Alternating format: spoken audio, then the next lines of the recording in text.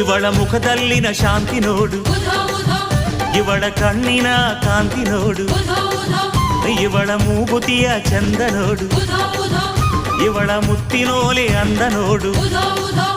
ಆಹಾ, ಇವಳ ಅಂದ ಚಂದಕ್ಕೆ ಜಗದಿಯಾರು ಸಾಟಿಯೋ, ಎಲ್ಲಮ್ಮ ಎಂದಾಗ ಆನಂದವು ಬಾಡೆಲ್ಲ. ಏನು ಚಂದ ಅಪ್ಪ, ಏನು ಚಂದ ಕಾಣುತ್ತಾಳೆ ಎಲ್ಲಮ್ಮ, ಜಗದಲ್ಲೇ ಅಂದಗಾರ್ತಿ ಇವಳಮ್ಮ.